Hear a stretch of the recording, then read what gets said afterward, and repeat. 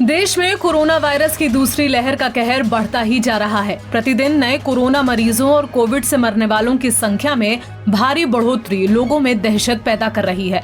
सोमवार को देश में कोरोना संक्रमण ने अब तक के सभी रिकॉर्ड ध्वस्त कर दिए। देश में पिछले 24 घंटों में 2,74,000 से भी ज्यादा नए कोरोना मरीज देखने को मिले हैं और 1,619 से अधिक लोगों की जिंदगी इस संक्रमण ने ले ली है। कोरोना से सर्वाधिक प्रभावित राज्यों में बेड, वेंटिलेटर, रेमडेसिविर इंजेक्शन और ऑक्सीजन की किल्लत हो गई है। अगर बात की जाए उत्तर प्रदेश की, तो यहाँ कोरोना बेकाबू हो चुका है। 24 घंटे में कोरोना के 30,000 से ज्यादा नए मामले सामने आए हैं। आलम यह है कि राजधानी लखनऊ में स्थिति नियंत्रण से बाहर हो चुकी है। शमशान घाटों पर शवों की संख्या कम नहीं हो रही है। रविवार को यह आंकड़ा बढ़कर 210 तक पहुंच गया है। इनमें से ज्यादातर शव कोरोना संक्रमित लोगों के थे। शवों के बढ़ते आंकड़े उन लोगों को भी डराने और थकाने लगे हैं जो अंतिम संस्कार के काम में लगे हैं। प्रदेश के हालात लगातार बिगड़ते देख अब विपक्ष ने भी सरकार को कटघरे में खड़ा करना शुरू कर दिया है।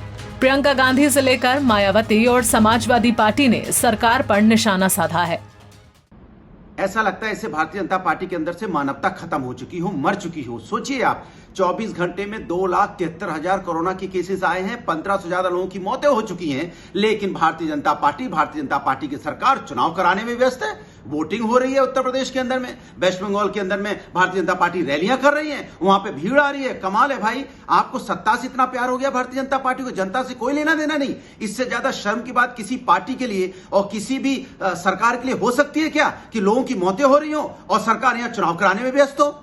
वहीं प्रियंका गांधी ने ट्वीट कर कहा कि जब देश के कोने कोने से लोग रेमडेसिविर उपलब्ध कराने की गुहार लगा रहे हैं और तमाम लोग जान बचाने के लिए किसी तरह एक शीशी रेमडेसिविर जुटाने के लिए जद्दोजहद कर रहे हैं, उस समय जिम्मेदार पद पर रह चुके भाजपा नेता का रेमडेसिविर की जमाखोरी करने का कृत्य मानवता के खिलाफ अपराध है। तो वहीं मायावती ने भी ट्वीट कर सरकार को आड़े हाथ लिया।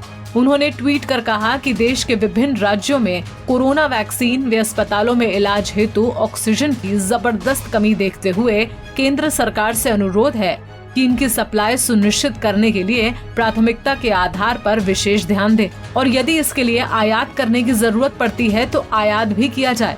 साथ ही उन्होंने कहा कि देश की जनता से भी पुनः अपील है कि राज्य सरकारों द्वारा कोरोना महामारी से बचाव के उपाय के तहत जो भी सख्ती तथा सरकारी गाइडलाइंस दिए जा रहे हैं उसका सही से अनुपालन करें ताकि कोरोना प्रकोप की रोकथाम हो सके, अर्थात लोग भी अपनी जिम्मेदारी को निभाएं।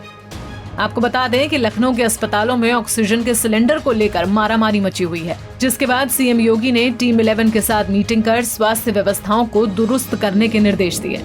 सीएम ने कहा कि प्रदेश में ऑक्सीजन की सुगम उपलब्धता सुनिश्चित करने के हर संभव प्रयास किए जा रहे हैं। डीआरडीओ की सहायता से अगले 2 से 3 दिनों में 220 सिलेंडर की क्षमता वाला नया ऑक्सीजन प्लांट स्थापित कर क्रियाशील कर दिया जाएगा। इसके साथ साथ प्रदेश के अलग अलग स्थानों पर हर सप्ताह 3-3 नए ऑक्सीजन प्लांट भी स्थापित किए जाएंगे। इसके अलावा लखनऊ में डीआरडीओ की मदद से 250 बेड का एक बड़ा अस्पताल तैयार किया जा रहा है। डीआरडीओ ने अवध शिल्प ग्राम को अस्थायी कोविड अस्पताल बनाने की हरी झंडी दे दी है, जिसे जल्द तैयार कर दिया जाएगा ताकि बढ़ते कोरोना के मामलों के बीच कोरोना संक्रमितों को राहत मिल सके। यहाँ पर सेना मेडिकल कोर की मदद से चिकित्सा सुविधाएं उपलब्ध कराई जाएंगी। लखनऊ से अनिल सैनी की रिपोर्ट।